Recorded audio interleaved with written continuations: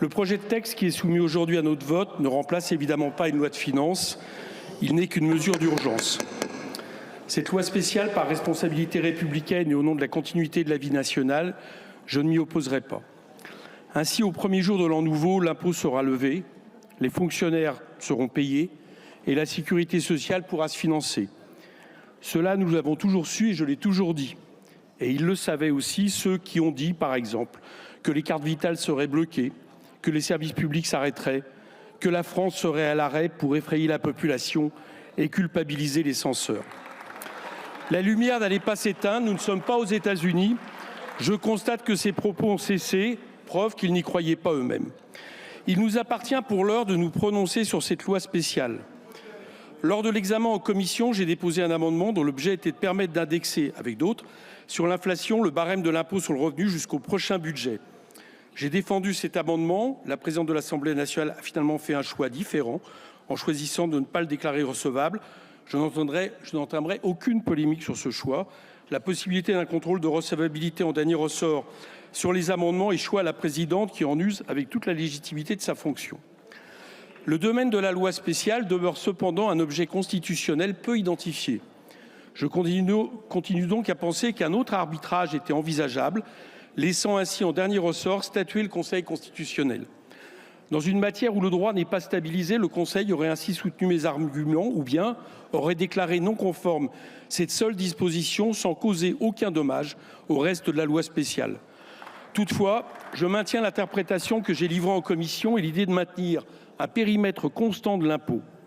Et s'il peut être débattu de l'introduction de l'indexation en loi spéciale, je remarque qu'il pourrait en être de même de l'article 3 de cette loi qui prévoit d'intégrer dans une loi financière quelque chose qui a de ressort avec le projet de loi de finances de la sécurité sociale. Mais dont acte, ce sujet est désormais caduc dans la loi spéciale, même si j'aurais d'autres propositions à vous faire, j'y reviendrai plus tard. Grâce à la loi spéciale, les dépenses des services publics se maintiendront, il n'y aura pas de dégradation ni de catastrophe. En commission, j'ai entendu à ce sujet le ministre du Budget, Laurent Saint-Martin, et les députés de son groupe, enfin des députés, prétendent nous avertir en disant que nous avions voulu la censure et que nous devrions donc en payer la facture, je cite.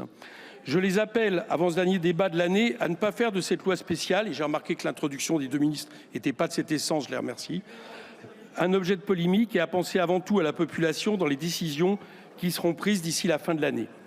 Je rappelle d'abord que la censure n'est pas à l'origine ni la cause de l'instabilité politique. Elle n'en est qu'une manifestation parmi d'autres depuis la décision présidentielle de dissoudre l'Assemblée nationale en juin dernier et de nommer un gouvernement minoritaire. La censure du gouvernement Barnier était juridiquement possible car les articles 49 et 50 de notre Constitution la prévoient directement. Elle était politiquement nécessaire car l'Assemblée nationale représente le peuple français qui doit être libre de choisir ses dirigeants et, s'il le juge nécessaire, d'en changer. Je tiens ensuite à souligner qu'il n'y a pas à avoir de fracture de la censure pour reprendre les mots du ministre. L'article 45 de la loi organique dispose qu'il s'agit, et je le cite, du minimum de crédit que le gouvernement juge indispensable pour poursuivre l'exécution des services publics dans les conditions qui ont été approuvées l'année précédente par le Parlement. Pendant le premier trimestre 2025, le gouvernement est donc juridiquement fondé à faire fonctionner les services publics avec tous les moyens votés au titre de l'année passée, sans les coupes décidées arbitrairement par l'exécutif et sans les coupes qui auraient été appliquées avec le budget Barnier. Après la censure, les services publics peuvent donc fonctionner avec davantage de moyens. Il n'y a pas de conséquences négatives à la censure et le gouvernement n'aura aucun prétexte pour ne pas garantir le bon fonctionnement des services publics jusqu'au vote d'un budget.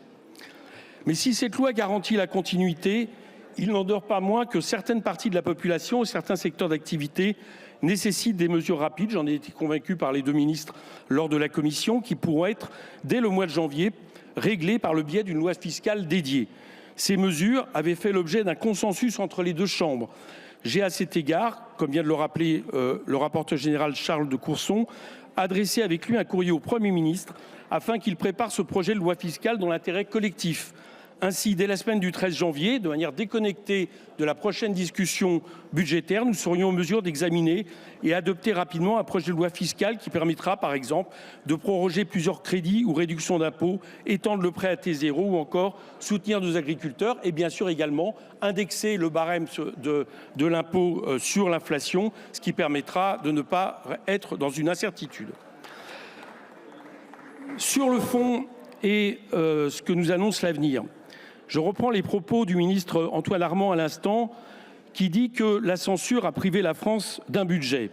Je lui répondrai qu'il vaut mieux reporter à plus tard un budget que d'adopter un mauvais budget. Car sauf à la marge, et malgré le refus de la partie la plus extrême du bloc gouvernemental, ce budget refusait de revenir sérieusement sur la baisse des impôts des ultra-riches et des multinationales qui délocalisent. Le déficit, mais aussi les investissements nécessaires, notamment en matière écologique, réclament pourtant ces recettes supplémentaires que nous avions trouvées à hauteur de 57 milliards, et ce sans toucher aux impôts de 90% des Français et des entreprises.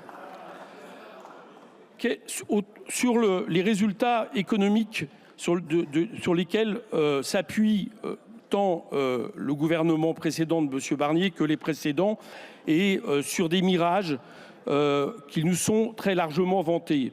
Notons que le chômage, la désindustrialisation, la fuite des capitaux s'aggravent et que le néolibéralisme a fait finalement ce qu'il a fait de mieux, il laisse faire. Tout cela dans la continuité d'une politique au profit d'une ultra-minorité au détriment de tous les autres et qui est un tissu d'illusions. L'illusion de la baisse de la dépense publique. Alors que l'État, les collectivités locales sont d'une richesse avant d'être un coût, ont dépensé 89 milliards d'euros en commandes publiques en 2023. Et selon le FCE, le budget Barnier aurait ralenti l'activité économique de 0,8 points de PIB en 2025. Alors je vous demande, où aurait été le gain et où serait le gain si on veut maintenir ce budget ? Il y a l'illusion industrielle. Non, il n'y a pas de réindustrialisation. Selon le dernier baromètre Trendéo McKinsey, l'investissement industriel a baissé en France de 10% en 2024. Et quand ces chiffres baissent, ce sont des emplois qui sont détruits par Michelin à Cholet et à Vannes, au moment même où les recrutements dans les gigafactories déçoivent. Il y a l'illusion de la performance de l'éducation nationale qui n'est pas une entreprise. Il ne suffit pas de décréter que 4000 postes ne sont pas nécessaires. La réalité est le défaut persistant de ne pas s'adapter à votre discours. Et quand vous supprimez des postes, les besoins sont toujours là dans les classes surchargées. 22 élèves par classe en primaire, 26 par classe au collège. C'est le pire résultat de toute l'Union européenne, selon les propres données du ministère de l'Éducation. Voilà pourquoi il ne fallait pas ce budget.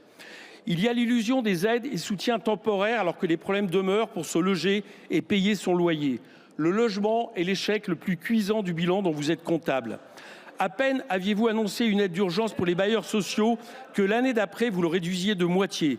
Les bailleurs sociaux se trouvent dans une situation désastreuse. Les locataires en supportent le coût avec des rappels de charges imprévus jusqu'à 2 500 €. J'ai pu le constater dans ma circonscription ce week-end. Donc quand vous faites ces annonces qui ne durent pas, les difficultés perdurent et là aussi, ce budget ne réglait rien. Il y a l'illusion d'une planète illimitée alors que l'inaction climatique entraînerait dans 50 ans une diminution de 10% du PIB chaque année. Selon l'ADEME, l'Agence de la transition écologique. Nous arrivons en 2025, 10 ans après l'accord de Paris, et la bifurcation écologique est systématiquement repoussée, alors que si l'on investit trop tard, les retards d'aujourd'hui seront les écroulements progressifs de demain. C'est vrai en termes d'anticipation, mais aussi en termes de réparation des dégâts dus au dérèglement climatique. Je vous rappelle que votre budget prévoyait moins 16% dans les politiques environnementales. Il y a aussi l'illusion du niveau de vie et du pouvoir d'achat. L'échec est patent car de plus en plus des gens tombent dans la pauvreté. La France est le seul pays européen où la pauvreté a fortement augmenté entre 2015 et 2023, passant de 13,6% de la population à 15,4%, soit 9 millions de pauvres. Un nouveau débat budgétaire arrivera au milieu de l'hiver. Qu'il prenne la forme d'un budget nouveau, d'une reprise du budget de Michel Barnier, il poursuivra vraisemblablement la même offre de recul de l'État, le même effort d'affaissement des services publics et une mise en danger écologique de tout aussi irresponsable. Je ne m'opposerai pas à cette loi spéciale, mais après cela, face à tout budget austéritaire, je continuerai à m'y opposer et à soutenir une alternative. Je vous remercie, chers collègues.